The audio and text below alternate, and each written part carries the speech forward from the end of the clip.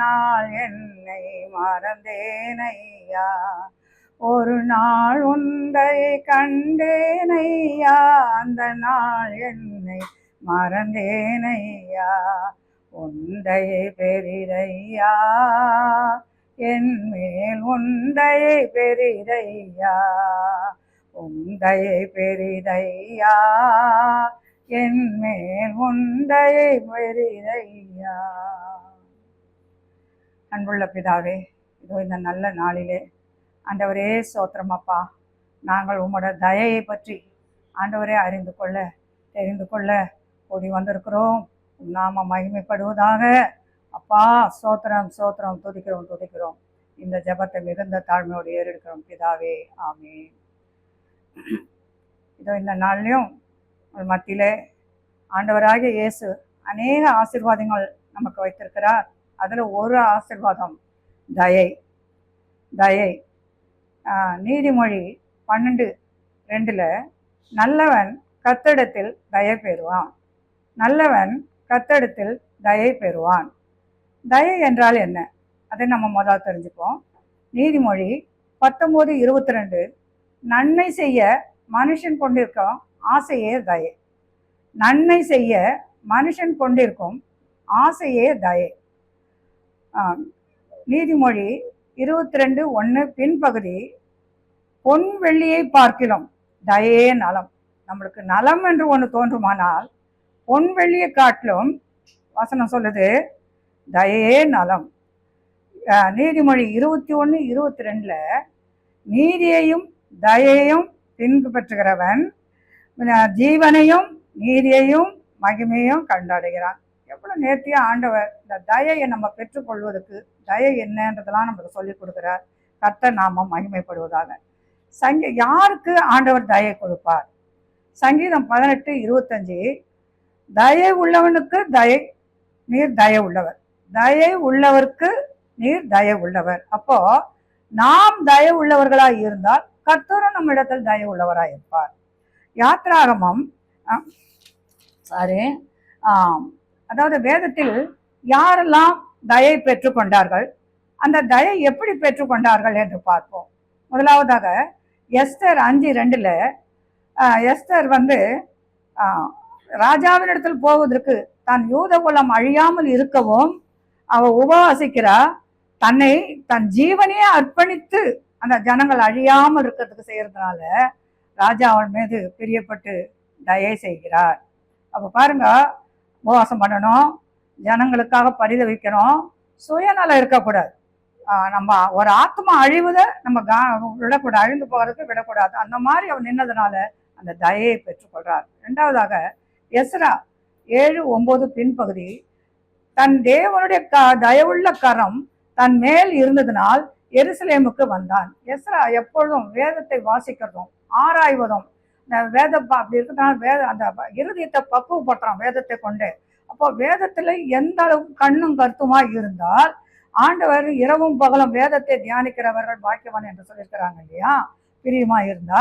அதேபடிதான் Ezra அந்த வேதத்தையே ஆராய்ந்து கொண்டிருப்பதனால் அவன் மேல் தேவனோட தயவுள்ள கரம் அமர்வதனால் அவன் எருசலேமுக்கு போகும்படியான அந்த ஸ்லாக்கியம் கிடைக்குது.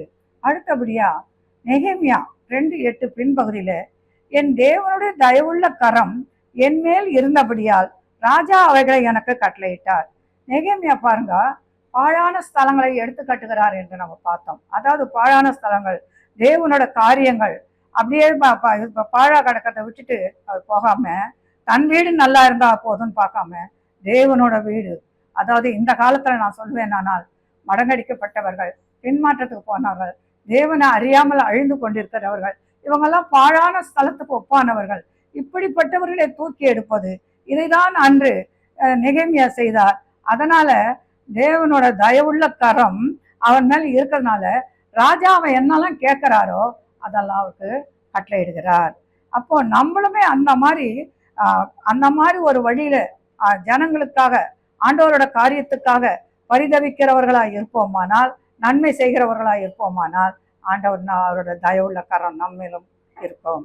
அடுத்தபடியாக உபாகமம் 33:13-16 யோசேப்பு குறித்து சொல்லுது. யோசேப்பு அதாவது கர்த்தரால் அதாவது யோசேப்பினோட முச்செடியில் அந்த 16ஆம் வசனம் குறிப்பா சொல்றது, முச்செடியில் எழுந்தருளினவரின் தயை யோசேப்பின் சிரசின் மேலும் அவனது சகோதரரில் விசேஷித்தவர் உச்சந்தலையிலும் இருக்குன்னு எழுதப்பட்டிருக்குது.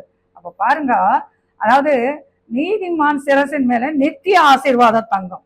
யோசேப்பு ஒரு நீதிமான். ஏன்னாக்கா அவன் என்ன பண்றான், அந்த தயை பெறுவதற்கு காரணம் என்ன தெரியுமா? சிரசின் மேல அவன் உபத்திரத்து மத்தியில கடந்து வந்தாலும், தீமை செய்திருந்தாலும் அண்ணன்மார்கள், அந்த தீமை செய்த அண்ணன்மார்களை தீமை செய்யவில்லை. அவங்க பயப்படும் போது சொல்றான், நீங்க பயப்படாதீங்க, உங்களுக்கு ரட்சகனா என்ன ஆண்டவர் கொண்டு வந்திருக்கிறார். அப்போ இழந்த அண்ணன்களை பெற்றுக்கிறான், அதுதான் தயவு.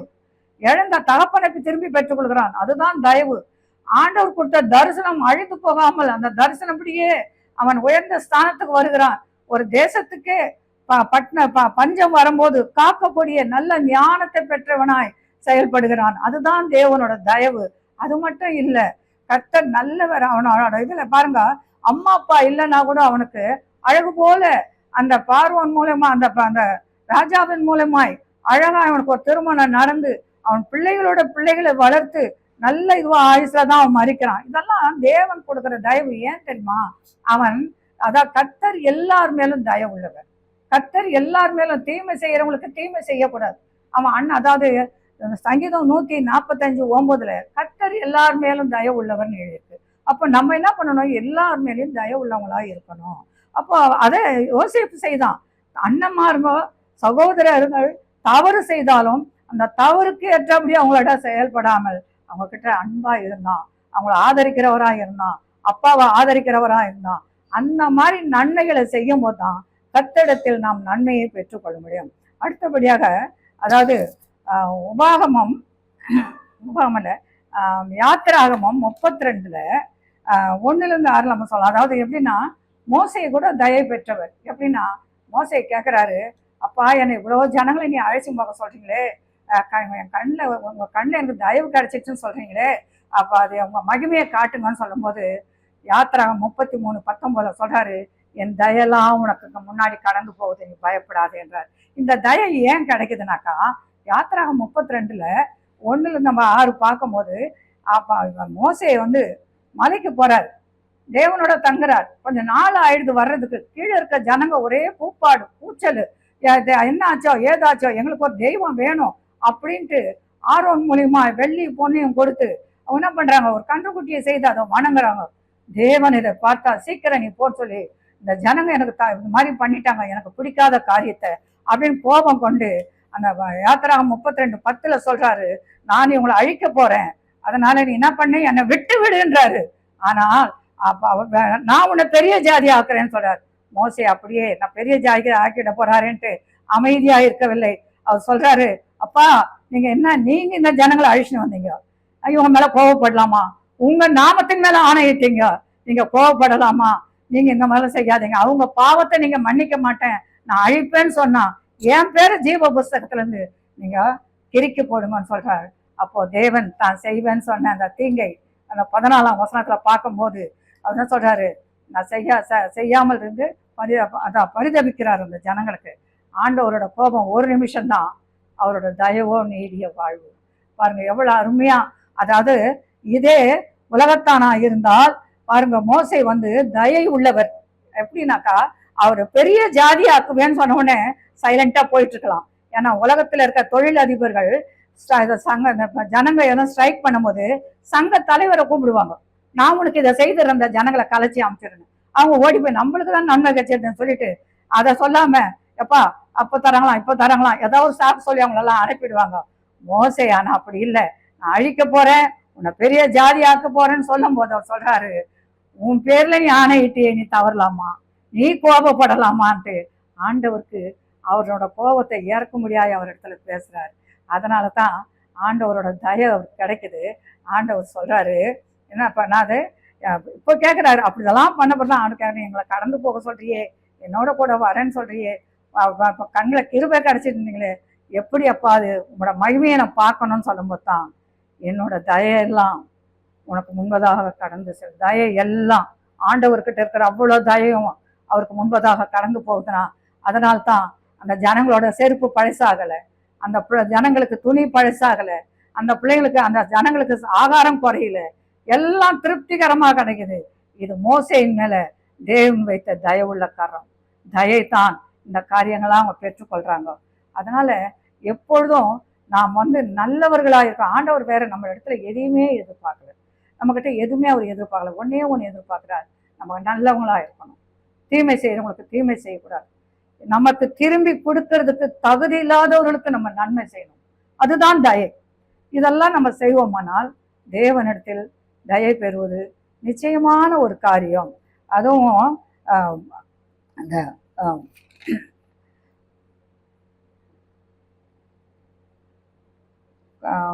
அந்த முகாகமத்துல பாருங்க, குறித்த கர்த்தரால் அவனுடைய தேசம் ஆசீர்வதிக்கப்படுவதாக. யோசேப்பை பற்றி சொல்லும்போது கூட நான் மறந்துட்டேன்.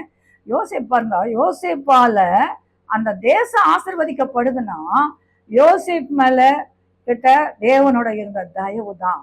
ஆனா அந்த தயவு யோசேப்பிடத்துல இருந்துச்சு, யோசேப்பிடத்துல இருந்துச்சு. அவன் இருந்ததோடு தான் அண்ணன் கிட்டலாம் தயவு காட்டுறான், அப்பா கிட்ட தயவு காட்டுறான். அந்த ஜனங்களுக்கெல்லாம் பிரசங்கி 2 சொல்லிட்டு பாருங்க, அந்த பிரசங்கி 2:26 என்னன்னா, தேவன் தன் பார்வைக்கு நல்லவனா இருக்கிறவனுக்கு ஞானத்தையும் அறிவையும் இன்பத்தையும் அளிக்கிறார் என்று பிரசங்கி. எவ்வளவு அழகா இருப்பாங்க. ஞானம், அறிவு, இன்பம், இது 3 இருந்தாதாங்க நம்ம ஜனங்கள் மேல தயவு காட்டினாலும் இந்த 3 ஆசீர்வாதம் நம்ம கிட்ட இருக்கணும். அதுவும் தேவனோட தயவு தான். உண்மையாவே ஞானத்தினாலதான் யோசேப்பு அந்த தானியங்களை சேர்க்கிறான். எல்லாருக்கும் பஞ்ச காலத்துல தேசத்தையே காப்பாத்துறான், உயிரோட காப்பாத்துறான், அண்ணனுங்களை உயிரோட காப்பாத்துறான். அப்போ அந்த ஞானத்தினாலதான் ஆண்டவர்கிட்ட அழகா நேர்த்தியா அவர் கோபத்தை எப்படி மட்டுப்படுத்த முடியுமோ அப்படி மட்டுப்படுத்துற ஞானத்தையும் புத்தியும் மோசையோட இருந்ததுனால தான் ஆண்டவரால அவனுக்கு தயை கொடுக்க முடிஞ்சது. அந்த தயையை கொண்டு இந்த ஜனங்களை நடத்த முடிந்தது. அதனால்தான் நான் சொல்றது என்னன்னாக்கா, நமக்கு ஒன்றே ஒன்று தேவை. ஆண்டவர் நம்மள என்ன கேட்கிறாரு, நீ நல்லவனா மட்டும் இருங்க. என்ன சொல்றாரு, நம்ம நல்லவங்களா இருந்தா நம்ம குடும்பம் நல்லா இருக்கும், நம்ம குடும்பம் நல்லா இருந்தா சமுதாயம் நல்லா இருக்கும், சபை நல்லா இருக்கும், சபை நல்லா இருந்துச்சுன்னா சமுதாயம் நல்லா இருக்கும். ஆண்டவர் அப்ப ஏன்னா எல்லாருக்கும் சத்தியம் போயாகணும். அப்ப சத்தியம் போயாகணும்னாக்கா நம்ம தீமை செய்யறவங்களுக்கு தீமையும் நன்மை செய்யாமல் நம்ம கிடைச்ச நன்மையை நம்மளே வைத்து கொண்டிருப்பது, இப்படிலாம் இருந்தா தயை கிரியை செய்ய முடியாது. ஆண்டவரோட தயை இருந்தால் கிருபை கிடைக்கும், கிருபை கிடைச்சா உனக்கு இரக்கம் கிடைக்கும். ஆண்டவரோட இரக்கம் கிடைச்சிச்சுன்னா உன்னால செய்ய முடியாத காரியம் ஒன்றுமே இல்லை, உனக்கு பெற முடியாத காரியம் ஒன்றுமே இல்லை, எல்லாம் கிடைச்சதுன்னு தான் அர்த்தம். அப்படி இவங்கெல்லாம் அந்த மாதிரி செய்ததுனால இந்த ஞானத்தை பெற்றுக்கொண்டாங்க, ஆண்டவர் புத்தியை பெற்றுக்கொண்டாங்க, அறிவை பெற்றுக்கொண்டாங்க, இன்பத்தை பெற்றுக்கொண்டாங்க. எப்படி? நல்லவனாய் நடந்து, நல்லவர்களாய் நடந்து. அதுதான் நீதிமொழி எழுதியிருக்கிறாரு அவரு, சாலமோன் எழுதிக்கிறாரு, நல்லவன் கர்த்தரிடத்தில் தயை பெறுவான். நீ கர்த்தரிடத்தில் தயை பெறணும்னா முதலாவது நீ நல்லவனாய். வேற ஒன்றும் கேட்கல, பொண்ணு கேட்கல, வெள்ளி கேட்கல, நீ எல்லாத்தையும் விட்டுட்டு ஓடிவா என் பின்னாடின்னு சொல்லல. என்ன சொல்றாருனாக்கா, முதலாவது நீ நல்லவனாய். நீ நல்லவனா இருந்தா தான் உன் பின்னாடி 4 பேர் வருவாங்க, அப்பொழுது நீ என்னை பற்றி சொல்ல முடியும். நீ நல்லவனாக நடக்காத பட்சத்துல நீ தயை எதிர்பார்க்காத அப்படின்றது அந்த வசனம் சொல்றது. அதனால கர்த்தர் நாமத்துல நம்ம என்ன பண்ணுவோம்னாக்கா, இப்போ எப்படி கர்த்தரிடத்தில் நல்லவன் கர்த்தர் தயை பெறுவான் என்றதுக்கு ஏற்றபடி நம்ம வாழ்க்கையை கொஞ்சம் மாற்றிக்கொள்ளும். நம்ம நல்லதை செய்வோம், நன்மையான செய்வோம். திராணி இருக்கும்போது செய்யற நன்மை தான் நல்லது. திராணி இல்லாத போய் நான் செய்யணும்னு நினைச்சேன் செய்யலன்னு சொல்லக்கூடாது. திராணி இருக்கும் போது நம்ம நன்மை செய்யலைனாக்கா அது பாவமாய் மாறிவிடும். அப்போ நம்மளுக்கு தயை கிடைக்காது. கர்த்தர் நாமம் மகிமைப்படணும். மெய்யாகவே இந்த மாதத்திலும் சரி இந்த நாள்லையும் இந்த தயைன்ற ஒரு வார்த்தை நம்ம தியானிக்கும் போதே, இதை கேட்கிறவங்களும் சரி பார்க்கிறவங்களும் சரி, ஆண்டவர் அவர்கள் ஒவ்வொருவரோட வாழ்க்கையிலையும் ஆண்டவர் எதையாகிலும் ஆண்டவரை அவங்க பெற்றுக்கொள்ளத்தக்கதாக, இந்த தயையினால் பெற்றுக்கொள்ளத்தக்கதாக அந்த நல்லவன் என்ற நல்லவன் என்ற நல்லவனாய் இருந்தாதான் தலைவனாய் மாற முடியும். நல்லவனாய் இருந்தாதான் நம்ம 4 பேருக்கு உண்மை தேவனை எடுத்து செல்ல முடியும். நம் நல்லவர்களாய் இல்லாத பட்சத்துல தேவனை நம்ம கொண்டு போக முடியாது. அதனால நம்ம தேவனை கொண்டு போகத்தக்கதாக நாம் என்ன பண்ணுவோம்? நல்லவர்களாய் இருப்போம். தேவனிடத்துல தயை பெற்றுக்கொள்வோம். தயவுள்ள கரம் நம்ம மேல அமர்ந்தா கிருபை கிடைச்சிடும். கிருபை கிடைச்சா இரக்கம் கிடைச்சிடும். நாம் கர்த்தர் எதிர்பார்க்கிற நல்ல ஊழியக்காரராகும், நல்ல தேசத்துக்கு ஒரு நல்ல சாட்சி உள்ள நீங்கள் என் சாட்சிகள் என்று சொல்லியிருக்கிறார்களே, அந்த மாதிரி நம்ம வாழ்ந்து காட்டோம்னால் தேவனை எல்லாருக்கும் நம்ம எடுத்து செல்ல முடியும். எல்லா பாழான ஸ்தலங்களையும் பாழா போற மனுஷர்களெல்லாம் காப்பாற்றி எடுப்பதே தயை. அந்த மாதிரி சுபாவத்துல நாம் இருக்கணும். இன்று இந்த காரியத்தை தியானிக்கும் போது எனக்கும் சரி, இதை கேட்டுக்கொண்டு இருக்கவங்களுக்கும் சரி, இதை பார்க்கறவங்களுக்கும் சரி, கர்த்தரோட தயை ஒவ்வொருட சிரசின் மேலும் அமர முடியாது ஜெபிக்கிறேன். கர்த்தரோட தயை ஒவ்வொரு மீதும் அமைய முடியாது ஜெபிக்கிறேன்.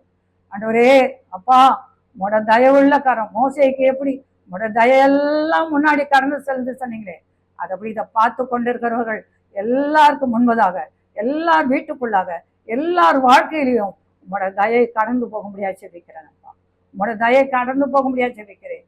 இயேசுவின் நாமத்தினால இந்த காரியம் நடக்கிறதுக்காய் சோத்திரம் சோத்திரம் சோத்திரம். ஜபம் பண்ணும். ஆண்டவரே, நீர் எங்களோட கூட இருந்ததுக்காய் சோத்திரம். வார்த்தையை கொடுத்ததுக்காய் சோத்திரம். ஆண்டவரே, நாங்கள் நல்லவர்களாக இருக்கும் பட்சத்திலே உங்களோட தயை எங்களை தாங்கி நடத்த போறதுக்காய் சோத்திரம். ஆண்டவரே, உமக்கு நன்றி.